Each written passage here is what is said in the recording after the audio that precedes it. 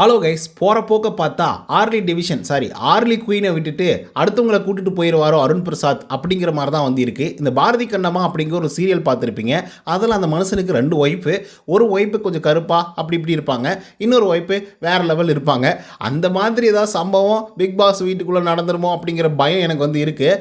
எதுக்காக அப்படி சொல்கிறேன் அப்படின்னு பார்த்தீங்கன்னா, அருண் பிரசாத்தை மட்டுமே க்ரஸ்ஸாக நினச்சி ஒரு 3-4 கேர்ள்ஸ் வந்து சுற்றி சுற்றி வந்துட்டு இருக்காங்க. அதெல்லாம் வாயை விட்டு வேற சொல்கிறாங்க. குறிப்பாக நம்மளோட வர்ஷினி இருக்காங்களே, அந்த பொண்ணு என்னமோ நம்ம பிக் பாஸ் வீட்டுக்குள்ளே வந்து இருக்கோம், அதை தாண்டி அருண் பிரசாத்துக்கு லவர் இருக்காங்க, இப்படியெல்லாம் தெரியுதா தெரியலலாம் தெரியல. அந்த பொண்ணு ஜெப்ரியை கூப்பிட்டு எனக்கு என்னமோ அவர் மேலே ஒரு மாதிரி க்ரஸ்ஸாக இருக்குது, நான் வேறு அவர்கிட்ட வந்து சொல்லிட்டேன். அதுக்கு அந்த மனசை சிரிச்சுப்படி கையை கொடுத்துட்டு போயிட்டாப்புல. ஒரு வேளை தப்பாக நினச்சிப்பாரோ அப்படின்னு அந்த இடத்துல மட்டும் சொல்ல, கார்டன் ஏரியாவில் விஜய் சேதுபதி சாரோட எபிசோட்லேயும் சொல்கிறாங்கன்னா பார்த்துக்கோங்க. அந்த அளவுக்கு லவ் க்ரஷ். என்னம்மா நினைக்கிற பிரின்ஸ்பலா நீ அப்படின்னு சொல்லி கேட்கும்போது எந்த பாயிண்ட்டுமே சொல்லாமல் விபி சாரை பற்றி தான் சார் நான் சொல்லி ஆகணும் அப்படின்னு சொல்லிட்டு அவங்க மேலே இருந்த க்ரஷ் எல்லாம் கொட்டிகிட்டு இருந்தாங்க. சரி, அவங்க தான் ஒரு பக்கம் கொட்டுறாங்க அப்படின்னு சொல்லி பார்க்கும்போது இந்த பக்கம் நம்மளுடைய தர்ஷிகா அவர்களுக்கு கூட கிடைக்கக்கூடிய ஒரே ரோலாக எதாக இருந்திருக்கு அப்படின்னு பார்த்தீங்கன்னா பிரின்சிபல். ஏன்னா அந்த பிரின்சிபல் ரோல் கிடைச்சிருந்தா அந்த லவ்வை வேறு லெவலில் டெவலப் பண்ணி வேறு மாதிரி ஒரு கன்க்ளூஷனுக்கு வந்து கொண்டு வந்திருப்பேன் அப்படின்னு சொல்லி கனெக்ட் பண்ணி வந்து சொல்கிறாங்க. இவங்க எதை பண்ணி கனெக்ட் பண்ணி சொல்கிறாங்கன்னு தெரிலப்பா. ஆனால் எனக்கு தெரிஞ்ச வரைக்கும், எனக்கு புரிஞ்ச வரைக்கும் அருண் பிரசாத்தை கனெக்ட் பண்ணுறதுக்கு தான் சொல்கிறாங்க அப்படிங்கிறது மட்டும் தெரியுது. சரி, இதெல்லாம் பரவாயில்லப்பா, க்ரஷ் நாங்கள் அதுக்கப்புறம் இந்த ரோல் கொடுத்துருந்தா அந்த லவ்வை டெவலப் பண்ணியிருப்போம் அப்படின்லாம் வந்து சொன்னாங்க. ஆனால் அதுக்கடுத்து தான் ஒருத்தர் எழுந்தாங்க பாருங்கள், பவித்ரா அப்படிங்கிற ஒரு பொண்ணு. அந்த பொண்ணு என்னடனா தாச்சு பூச்சின்னு பேசுறது மட்டும் இல்லாமல் குழந்தை வரைக்கும் பேசுது. கொப்புறான அந்த மனுஷனுக்கு ஆர்லி குயின் அப்படின்னு சொல்லிட்டு வெளியே ஒரு பொண்ணு வெயிட் பண்ணிட்டு இருக்கிறது உங்களுக்கெல்லாம் தெரியுமா தெரியாதா? பிக் பாஸ் வீட்டுக்குள்ளேயே அவருக்கு வந்து கல்யாண மாலையை போட்டு கரெக்ட் பண்ணி கடைசியாக வெளியே வந்தால் மூக்கு மேலே குத்துன்னு குத்த வைக்கணும்னு நினைக்கிறீங்களா? என்ன எங்கள் அர்ச்சனாக்கா யாருன்னு தெரியுமா? அவங்கெல்லாம் உள்ளே வந்தாங்கன்னு வச்சுக்கோங்க, நீங்களாம் யாருமே இருக்க மாட்டேங்க. அந்த மாதிரி ஒரு பிளேயர். ஸோ இதெல்லாம் தாண்டி அருண் பிரசாத்தோடைய ஜாலியான விஷயங்களாக இருக்கட்டும், இந்த பக்கம் டாஸ்க்காக இருக்கட்டும், அந்த பக்கம் ராணுவ புகழ்ந்ததாக இருக்கட்டும், ஸோ இதெல்லாம் கலந்து கட்டி இந்த வீடியோவில் முழுசாக பார்க்க போகிறோம். ஸோ இந்த வீடியோவுக்கு போகிறதுக்கு முன்னாடி நம்மளுடைய சேனலை சப்ஸ்கிரைப் பண்ணாதவங்க சப்ஸ்கிரைப் பண்ணி வச்சுக்கோங்க. லைக்கு போட்டு வீடியோ பாருங்கள். வாங்க இன்று வீடியோக்குள்ள வந்து போகலாம். ராணுவ பற்றி தான் நம்ம வந்து முதல்ல பேசி ஆகணும். ஏன்னா இன்றைக்கி எபிசோடை பொறுத்த வரல இது எபிசோடா இல்லை வந்து உண்மையாகவே இது விஜய் சேதுபதி அவர்கள் தான் ஹோஸ்ட் பண்ணுறாரா அப்படின்னு கேள்வி கேட்குற அளவுக்கு வந்து இருக்கும். ஏன்னா சில எபிசோட்ஸ் எல்லாம் பார்க்கும்போது ஜாலியாக ஃபன்னாக இருக்கும்னு வச்சுக்கோங்க. ஆனால் எல்லா வாரமும் விஜய் சேதுபதி சாரோடைய எபிசோட் பண்ணால் தான் வந்து இருந்துகிட்ருக்கு. என்ன ட்ரை பண்ணுறாங்க அப்படின்றது வந்து நமக்கு தெரியல.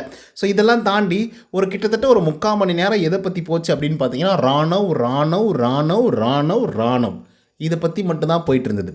ராணுவ அவர்கள் எந்திரிச்சு நின்ற உடனே கபகபான்னு அப்படியே கைத்தட்டல்கள் மலையில் வந்து அப்படியே பொழிஞ்சாரு அப்படின்னு வந்து சொல்லலாம்.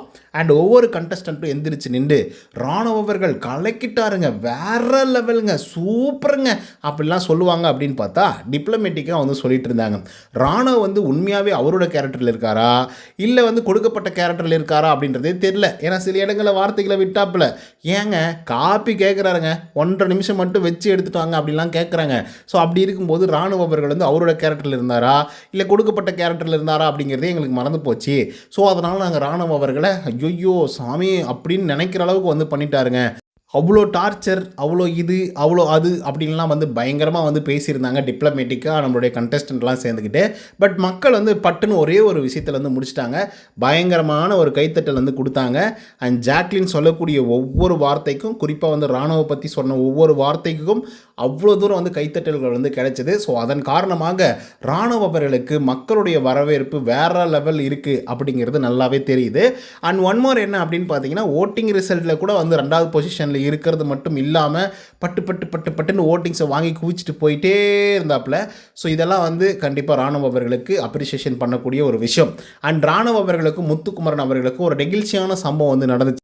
அந்த நெகிழ்ச்சியான சம்பவம் என்ன அப்படின்னு பார்த்தீங்கன்னா, ராணுவ அவர்களுடைய பேரை ஒவ்வொரு தடவையும் உச்சரிக்கும் போதும் முத்துக்குமரன் அவர்கள் வந்து தோளில் தட்டி கொடுத்துட்டே இருந்திருப்பார். மச்சான் நீ வேறு லெவலில் அடித்து தும்சம் பண்ணிட்டுறா, சூப்பர்ரா, உனக்கு தாண்டா அந்த அப்ரிசியேஷன் அப்படின்னு சொல்லிட்டு விஜய் சேதுபதி அவர்கள் வந்து ஒவ்வொரு தடவையும் சொல்லும்போது அப்படியே முழிச்சிட்டு இருக்காப்புல. ராணுவ என்னடா சொல்கிறாங்க, நம்மளை பற்றி தான் சொல்கிறாங்களா அப்படின்னு சொல்லி முழிச்சிட்டு இருக்கும்போது ஒவ்வொரு தடவையும் தோலை தட்டி வந்து அப்ரிஷியேட் பண்ணாப்புல முத்துக்குமரன்.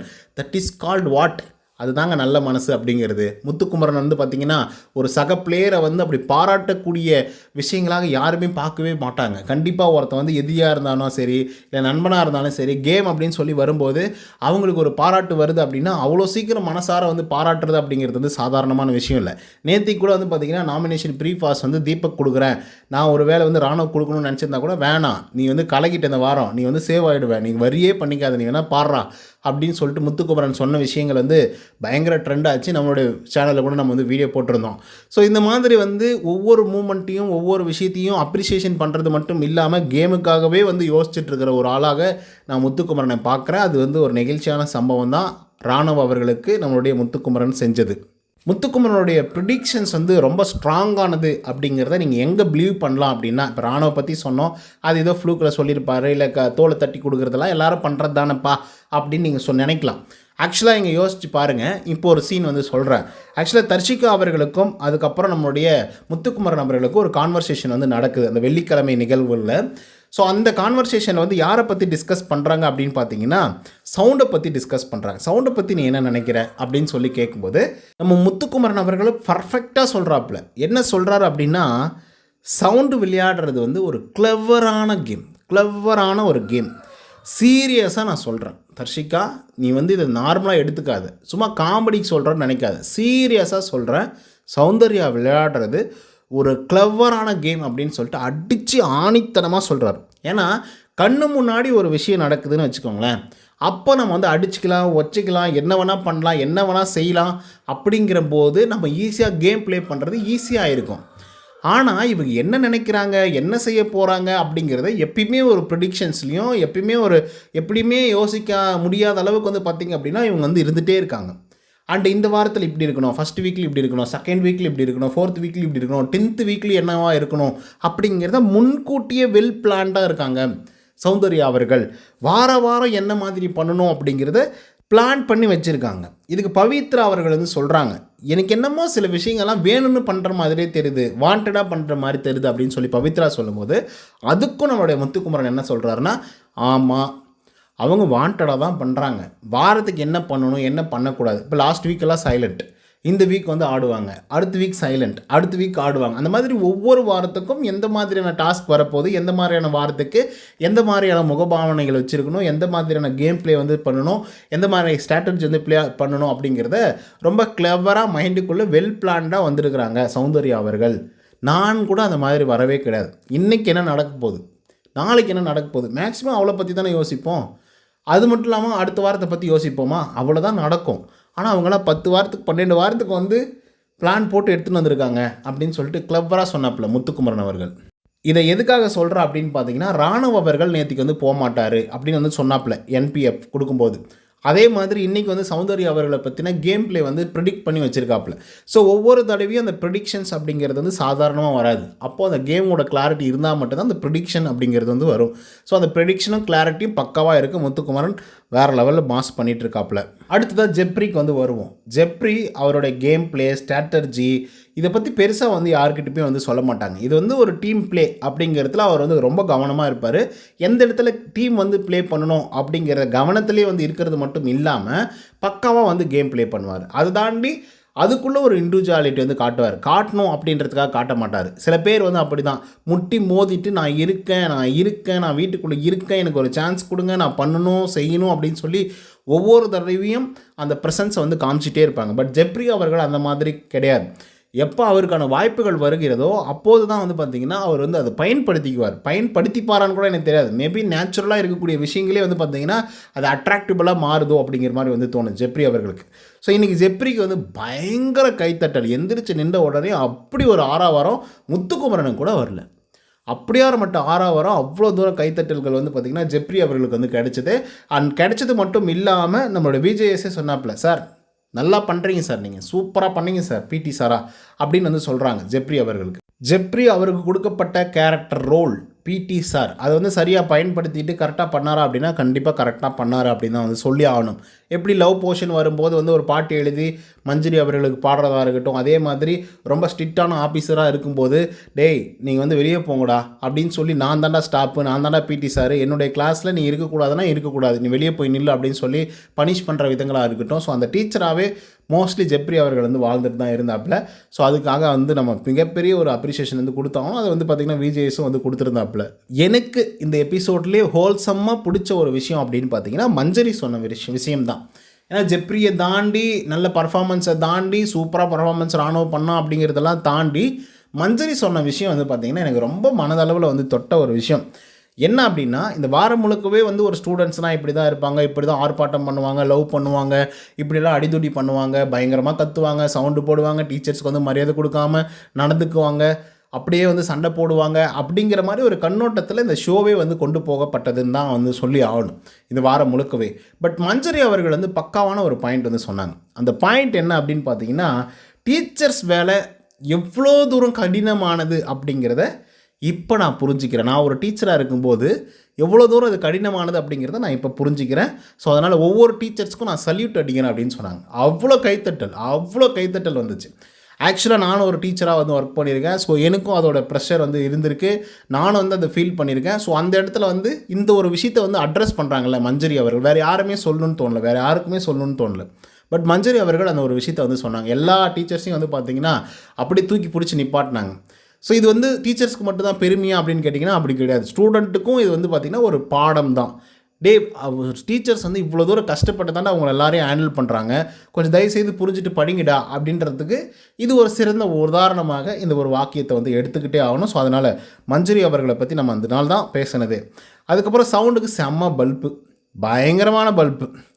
ஏன்னா என்னம்மா உன் கேரக்டர் எப்படிம்மா ஓகேம்மா அப்படின்னா, இல்லை சார் நான் வந்து ஒரு கேரக்டர் எதிர்பார்த்தா அந்த மாதிரி கேரக்டர் வரல, சரி நம்ம ஓனாக போயிடலாம் அப்படின்னு சொல்லிட்டு நான் ஒரு கேரக்டர் பண்ணேன். சரி அதுக்கப்புறம் நானும் ரயானும் சேர்ந்து ஒரு கேரக்டர் பண்ணலாம், ஃப்ரெண்ட்ஷிப்பாக இருக்கலாம் அப்படின்னு சொல்லிட்டு நான் ஒன்று பண்ணேன். அதுக்கப்புறம் அது ஒரு மாதிரி ஆகி அதுக்கப்புறம் அது ஒரு சீக்கிரம் டாஸ்க்கெல்லாம் வந்து அது ஒரு மாதிரி ஆயிடுச்சு சார் அப்படின்னு சொல்லும்போது நம்ம விஜேஎஸ் வந்து பிடிச்சி பலாப்பலான்னு இழுத்த மாதிரி ஒரு விஷயம் சொல்லிட்டாப்புல. என்னென்னா சொன்னதை கேட்டுட்டு நடக்கிற பழக்கமே இல்லை, அப்படி தானே? சொன்னதை கேட்டால் அவங்க சௌந்தர்யாவே இல்லை, சொன்னதை கேட்காம நடந்தால் தான் சௌந்தர்யா இல்லை அப்படிங்கிற மாதிரி வந்து சௌந்தர்யா அவர்களுக்கு ஒரு செம பல்ப் கொடுத்துருந்தாங்க. ஏன்னா அவங்களுக்கு கொடுக்கப்பட்ட கேரக்டரே வேறு, அது தாண்டி இவங்க லவ் பண்ணுறாங்க, ஃப்ரெண்ட்ஷிப்ன்றாங்க, அது ஒரு லாங் டேர்ம்ன்றாங்க, அதுன்றாங்க இதுன்றாங்க, என்னென்னமோ சொல்கிறாங்க சௌந்தர்யா அவர்கள். ஆனால் சௌந்தர்யா அவர்களுக்கு அப்பப்போ மூக்கு உடைச்சிடுறாரு விஜேஎஸ் வந்து. இப்போ ஆனந்தி அவர்கள் ஒரு பெரிய தப்பு பண்ணாங்க. என்னென்னா நம்ம சிவகுமார் அவர்கள் வந்து சொல்லி எக்ஸ்ப்ளனேஷன் வந்து கொடுத்துட்டு இருக்கும்போது ஆனந்தி அவர்கள் அப்படியே சார்ந்துட்டு அப்படியே படுத்துட்டு இருந்தாங்க பக்கத்தில் இருந்த ஆட்கள்கிட்ட. அப்படி படுத்துட்டு இருக்கும்போது வந்து பார்த்திங்கன்னா டக்குன்னு எழுப்பி நிப்பாட்டார். ஆனந்திக்கு வந்து ஃபோக்கஸ் வைங்க, கேமராவை காட்டுங்க ஆனந்தியை அப்படின்னு சொன்னோன்னே டக்குன்னு எந்திரிச்சு நிற்கிறாங்க. என்ன பேசிகிட்டு இருக்காங்களே, பேசிகிட்டு இருக்கும்போது நீங்கள் ஏன் இப்படியெல்லாம் பண்ணிகிட்ருக்குங்க, இது ஒரு நல்ல பிஹேவியரா, ஏன்னா நீங்கள் சௌந்தர்யா கிட்டேருந்து கற்றுக்கிட்டீங்களா அப்படின்னு சொல்லிட்டு அங்கே ஒரு தடவை ரோஸ்ட் பண்ணி விட்டாப்புல நம்மளுடைய சௌந்தர்யா அவர்களை. ஸோ அதனால் ஆனந்திக்கும் மூக்குடைப்பு, அதே மாதிரி சௌந்தர்யா அவர்களுக்கும் மூக்குடைப்பு. அந்தந்த இடத்துல வந்து போட்டு விட்டுறாரு, ஒரு வார்த்தைனா கூட நச்சுன்னு வந்து நங்கூர மாதிரி வந்து போட்டு விட்டுறாப்புல. அப்படியே திருப்பி சிவகுமாருக்கு போட்டாப்புல. சம்டைம்ஸ் நம்ம பேசுகிற விஷயம் இன்ட்ரெஸ்டிங்காக இல்லை அப்படின்னா இந்த மாதிரி தான் படுத்துக்குவாங்க, அதனால் கொஞ்சம் இன்ட்ரெஸ்டிங்காக பேச ட்ரை பண்ணுங்க அப்படின்றாரு.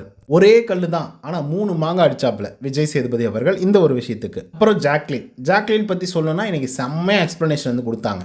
இன்றைக்கி தான் அவங்கள ஒரு ஆங்கராக பார்க்குறதுக்கு எனக்கு ரொம்ப சந்தோஷமாக இருந்துச்சு. அவ்வளோ தூரம் அழகாக சொன்னாங்க, அப்படியே வடிவமைச்சு எப்படி ஒரு சீன் வந்து நடந்துச்சு, எப்படி காமெடியாக ஆகுச்சு, அதெல்லாம் வந்து பார்த்திங்கன்னா சூப்பராக வந்து சொன்னாங்க.